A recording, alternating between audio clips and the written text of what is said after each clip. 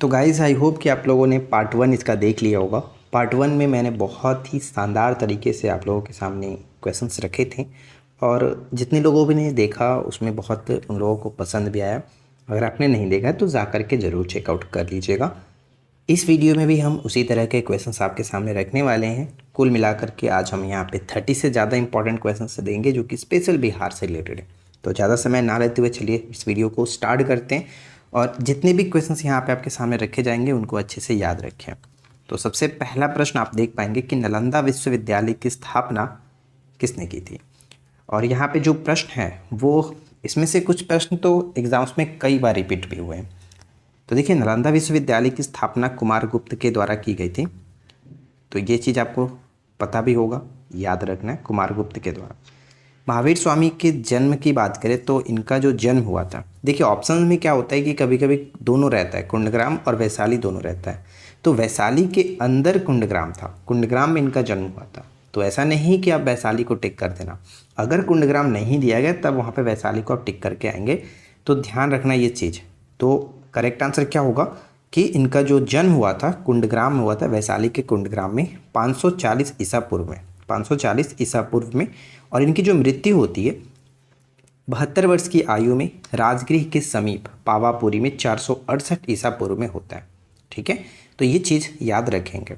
और ये आपको पता ही है कि महावीर स्वामी जो है वो अंतिम तीर्थकर के रूप में माने जाते हैं, यानी 24वें तीर्थकर के रूप में जाने जाते हैं। अगला पॉइंट्स ये है कि बौद्ध धर्म में संबोधि क्या है। तो बौद्ध धर्म में अगर संबोधि की बात करें तो ये बुद्ध को जो ज्ञान की प्राप्ति हुई थी निरंजना नदी के तट पर, तो उसी घटना को कहा जाता है बौद्ध धर्म में संबोधि। ठीक है, बुद्ध को ज्ञान की प्राप्ति की घटना को संबोधि के नाम से जानते हैं। और आपको पता होगा महाभिनिष्क्रमण, महापरिनिर्वाण, ये सब क्या होता है, राइट। तो ये जो पॉइंट्स हैं इनको भी याद रखना है। नेक्स्ट आता है कि किस शासक के बारे में कहा गया है कि वह बाहर से तो मुसलमान था लेकिन अंदर से एक तरह से हिंदू था। ये किस शासक के बारे में कहा गया? वह बाहर से मुस्लिम था लेकिन अंदर से हिंदू था, तो वो शेरशाह के बारे में कहा जाता है, शेरशाह के बारे में कहते हैं। ठीक है, नेक्स्ट क्वेश्चन क्या बनता है? नेक्स्ट प्रश्न आता है कि माझी व्यवस्था जो है इसका संबंध किससे? तो देखिए, माझी व्यवस्था जो है इसका संबंध संथाल विद्रोह से था, संथाल विद्रोह। और माझी व्यवस्था की हम बात करें तो माझी परगना शासन व्यवस्था झारखंड के संथाल जनजाति की एक पारंपरिक शासन प्रणाली है, राइट। संथाल विद्रोह कब हुआ था? ये याद रखना है कि संथाल विद्रोह 1855-56 में किया गया था। 1855-56 में संथाल विद्रोह हुआ था। ये इंपॉर्टेंट पॉइंट रहने वाला है। नेक्स्ट प्रश्न आता है कि चंपारण के एक हिंदी पत्रकार थे जिनकी रचना थी प्रताप। ध्यान रखिएगा, वैसे अगर हम मॉडर्न हिस्ट्री की बात करते हैं तो प्रताप के बारे में पता है कि गणेश विद्यार्थी को माना जाता है, प्रताप के गणेश विद्यार्थी। लेकिन चंपारण में अगर हम बिहार की बात करें तो बिहार में चंपारण के एक हिंदी पत्रकार थे जिनकी रचना थी प्रताप। प्रताप के माध्यम से चंपारण के नील किसानों की दुर्दशा की ओर आकर्षित किया था। वो कौन थे? तो यहाँ पे ध्यान रखेंगे, उनका नाम है यहाँ पे पीर मोहम्मद मुनीस। ठीक है, पीर मोहम्मद मुनीस, इनकी रचना थी प्रताप, राइट। अगर आप लोगों को क्वेश्चन अच्छा लग रहा है, वीडियो पसंद आए तो प्लीज़ वीडियो को लाइक एंड शेयर ज़रूर करना। आप लोगों को पता ही होगा कि यार इस तरह का नोट्स तैयार करके आप लोगों के सामने इस तरह के इंपॉर्टेंट क्वेश्चंस कलेक्शन रखना थोड़ा सा मेहनत का काम हो जाता है। तो प्लीज़ आप लोग सपोर्ट ज़रूर करना। इस वीडियो को अपने फ्रेंड के साथ शेयर ज़रूर करें, कम से कम 2-3 ग्रुप्स में आप ज़रूर शेयर करना ताकि हमारे साथ और भी लोग जुड़ सकें। नेक्स्ट प्रश्न आता है कि नशाबंदी आंदोलन, नशाबंदी आंदोलन डुमराव बिहार में हुआ था। इसकी शुरुआत कब हुई थी? तो 1920 में, 1920 में नशाबंदी आंदोलन। ठीक है, नेक्स्ट आता है कि असहयोग आंदोलन के दौरान बिहार में किसने काश्तकारों का नेतृत्व किया था? तो असहयोग आंदोलन भी जानते हैं कि ये 1920 की घटना है और उस वक्त बिहार में जो काश्तकारों का नेतृत्व किया गया था स्वामी विद्यानंद के द्वारा किया गया था, स्वामी विद्यानंद। ठीक है, 1932 में अस्पृश्यता निवारण जो सम्मेलन था, अस्पृश्यता निवारण सम्मेलन का आयोजन बिहार में अंजुमन इस्लामिया हॉल पटना में किया गया था। अंजुमन इस्लामिया हॉल पटना में 1932 में अस्पृश्यता निवारण सम्मेलन। अनेकावाद का सिद्धांत किसने दिया था? तो सबसे पहले तो ये चीज़ याद रखना है कि अनेकावाद जो है वो आपका जैन धर्म से संबंध रखता है। ठीक है, अनेकावाद जैन धर्म से। और इसमें क्या होता है कि महावीर जो थे, भगवान महावीर की शिक्षाओं को संकलित किया गया किसके द्वारा? तो भगवान महावीर के जो शिष्य थे, सबसे सीनियर शिष्य के रूप में इनको माना जाता है गौतम स्वामी। ठीक है, गौतम स्वामी के द्वारा ये संकलित किया गया था और जिसका नाम है अनेकावाद का सिद्धांत। ठीक है, इसमें ये महावीर की शिक्षाओं को संकलित किया गया। अगला जो प्रश्न है मैथिल कोकिल, आपको पता होगा कि ये प्रश्न बहुत बार रिपीट हुआ है कि मैथिल कोकिल के नाम से किसे जानते हैं हम लोग? तो विद्यापति थे। ठीक है, मिथिला क्षेत्र से काफ़ी फेमस थे ये, तो मैथिल कोकिल के नाम से इनको जाना था विद्यापति। और इनकी जो प्रमुख रचनाएं हैं ये आपको याद रखना है। इनकी जो रचना थी कीर्तिलता, कीर्तिलता के साथ साथ कीर्ति पताका, ये दोनों रचनाओं को इन्होंने अवहट भाषा में लिखा है। अवहट एक तरह की भाषा है, उस भाषा में इन्होंने लिखा है। साथ ही साथ भू परिक्रमा, पुरुष परीक्षा, लिखनावली, ये सब इनकी ही रचना है विद्यापति की। चलिए इसके बाद हम नेक्स्ट क्वेश्चन की तरफ बढ़ते हैं। अगला प्रश्न आता है कि अखिल भारतीय किसान सभा का गठन कब किया गया?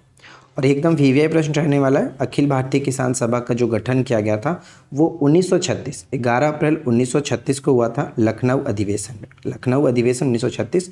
और आपको ध्यान रखना है कि अखिल भारतीय किसान जो सभा थे इसके अध्यक्ष तो बनाया गया था स्वामी सहजानंद सरस्वती जी को, लेकिन इसके जो सचिव थे वो एनजी रंगा थे। सचिव एनजी रंगा और अध्यक्ष थे स्वामी सहजानंद सरस्वती। कल काफ़ी लोगों का फर्स्ट वीडियो पे कमेंट आ रहा था कि ये पीडीएफ कहाँ से मिलेगा, तो मैंने आपको कल बताया था कि कल हमारे एप्लीकेशन पर ऑफ़र भी चल रहा था, उसमें बहुत सारे लोगों ने जो कि ज्वाइन किया हुआ है।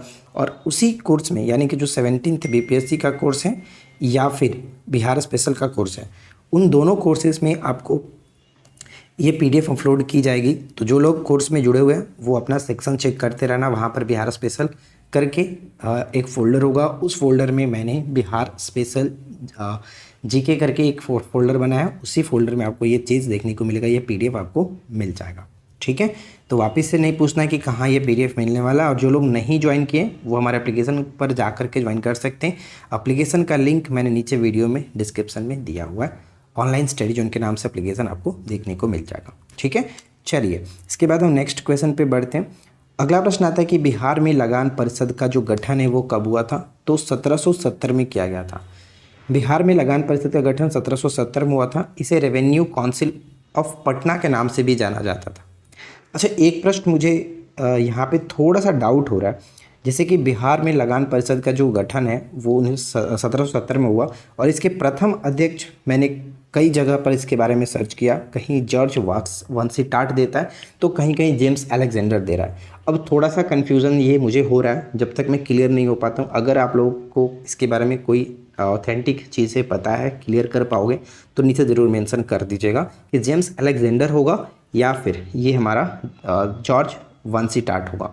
जो भी होगा आप लोग कमेंट करना, या फिर अगर जैसे मुझे क्लियरेंस इसके बारे में पता चलता है मैं आप लोगों को ज़रूर बता दूंगा नेक्स्ट वीडियोज़ में।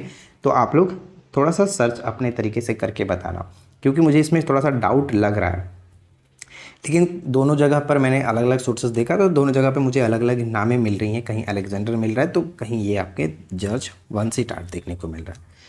नोट में मैंने एक पॉइंट लिखा है कि 1781 में बिहार के राजस्व प्रमुख ने बदल दिया था। इसको बाद में आगे चल करके 1770 के बाद 1781 में बदल दिया गया था।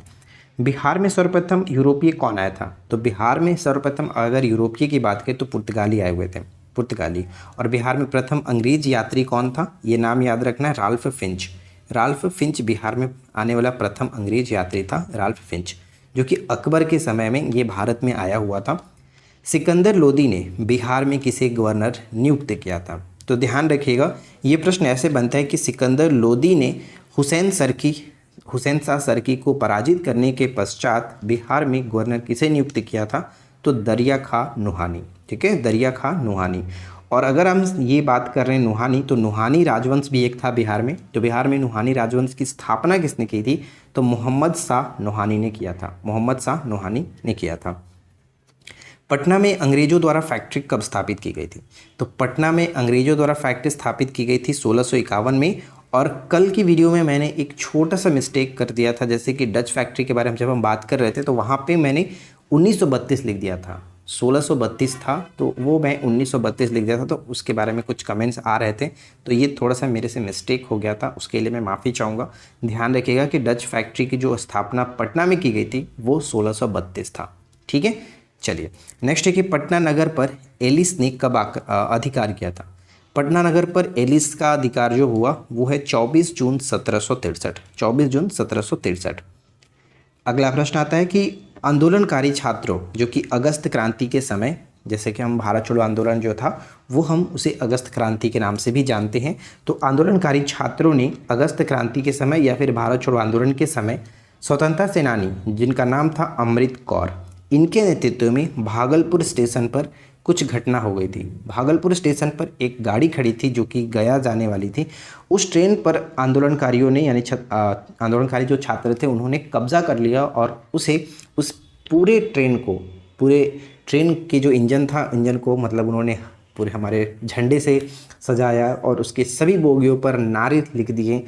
इस तरह से उन्होंने करते हुए इस ट्रेन को नाम दिया था स्वराज ट्रेन। ठीक है, स्वराज गाड़ी नाम दिया गया था। तो ऐसे पूछा जा सकता है कि स्वराज ट्रेन जो है वो कब की घटना है, तो ये आपका भारत छोड़ो आंदोलन की समय की घटना या फिर अगस्त क्रांति की घटना। ठीक है, यानी 1942 की ये घटना हो जाता है। 1942 से कल हमने एक प्रश्न देखा था आज़ाद दस्ता। ठीक है, आज़ाद दस्ता भारत छोड़ो आंदोलन से संबंधित था। बिहार में वनों का सबसे ज़्यादा हिस्सा किस जिले में देखने को मिलता है। तो बिहार में वनों का सबसे ज़्यादा हिस्सा कैमूर और पश्चिमी चंपारण में देखने को मिलेगा। और अगर इसका अपोजिट देखें कि सबसे कम किस हिस्से में देखने को मिलेगा, तो शिवहर और शेखपुरा में सबसे कम देखने को मिलता है। तो ये भी याद रखना है। और साथ ही साथ अगर हम बात कर ही रहे हैं तो बिहार में राज्य का कुल भौगोलिक क्षेत्र का कितना प्रतिशत वन अधिसूचित किया गया, तो लगभग इसके 7.1% पर वन क्षेत्र अधिसूचित है। ठीक है, चलिए नेक्स्ट आता है कि सोमेश्वर पहाड़ी कहाँ है। तो ये प्रश्न भी आपको पता होगा, बहुत बार रिपीट हुआ है। सोमेश्वर पहाड़ी पश्चिमी चंपारण में हमें देखने को मिलता है और बिहार की सर्वोच्च चोटी में से एक माना जाता है सोमेश्वर पहाड़ी। नेक्स्ट आता है कि मीर कासिम ने बंदूकों एवं तोपों का कारखाना की स्थापना कहाँ की थी। तो मीर कासिम ने बंदूकों और तोपों की कारखाना जो है वो मुंगेर में स्थापित किया था।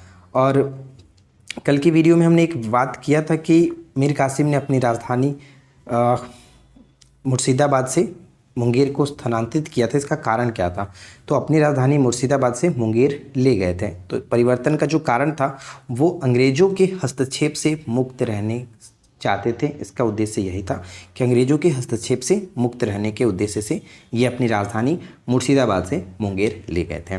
ठीक है, अब यहाँ पे एक प्रश्न ये है कि बिहार का एकमात्र राष्ट्रीय उद्यान कौन सा है। तो बिहार में एकमात्र ही राष्ट्रीय उद्यान है जो कि आपका वाल्मीकि नगर राष्ट्रीय उद्यान पड़ता है और ये आपका पश्चिमी चंपारण में है। ठीक है, पश्चिमी चंपारण में। और नेक्स्ट प्रश्न आता है कि बरैला झील पक्षी अभ्यारण्य, बरैला झील सलीम पक्षी अभ्यारण्य करके पूरा इसका नाम होता है, ये पड़ता है वैशाली में, जिसकी स्थापना 1997 में की गई थी, 1997 में। और 2-3 पॉइंट और लिखा, जैसे कि पंत अभ्यारण्य कहाँ है, तो पंत अभ्यारण्य नालंदा में पड़ता है। कंवल पक्षी अभ्यारण्य बेगूसराय में पड़ता है। गोगाबिल पक्षी अभ्यारण्य जो कि बिहार का सामुदायिक या माना जाता है, सामुदायिक पक्षी अभ्यारण्य माना जाता है। तो गोगाबिल ये पक्षी अभ्यारण्य आपका कटिहार में पड़ता है। तो कुल मिलाकर आज हमने यहाँ पे 30 तो आपका डायरेक्ट क्वेश्चन ही बना, लेकिन बहुत सारे क्वेश्चन हमने डिस्कस किया। करीब 40 से ज़्यादा प्रश्न आपके सामने मैंने रखा, जो कि बहुत ही ज़्यादा चुनिंदा और बहुत एक्सपेक्टेड क्वेश्चन थे। और उम्मीद करता हूँ कि आप लोगों को ये वीडियो अच्छा लगा होगा। वीडियो अगर आपको पसंद आया हो, किसी तरह का कोई शिकायत हो, कोई सुझाव देना हो, तो नीचे आप ज़रूर कमेंट कर सकते हैं। और अगर वीडियो पसंद आया हो तो प्लीज़ वीडियो को लाइक करें, अपने फ्रेंड के साथ शेयर करें और इस चैनल को अपने दोस्तों के साथ ज़्यादा शेयर करिए। अगर आपने चैनल को अभी तक सब्सक्राइब नहीं कर रखा है तो सब्सक्राइब करके नोटिफिकेशन बेल आइकन को ऑल पे सेट कर लीजिए। और अगर आपको कोर्स वगैरह स्टडी मटेरियल्स चाहिए तो आप हमारे एप्लीकेशन पर जा सकते हैं, जिसका लिंक मैंने नीचे डिस्क्रिप्शन में दे रखा है। तो इस वीडियो में इतना ही। उम्मीद है कि मिलते हैं हम लोग इसी प्रकार के और ही नेक्स्ट वीडियो में। तब तक के लिए स्वस्थ रहिए, अच्छे से प्रिपरेशन करते रहिए। Thanks for watching, keep learning, have a good day.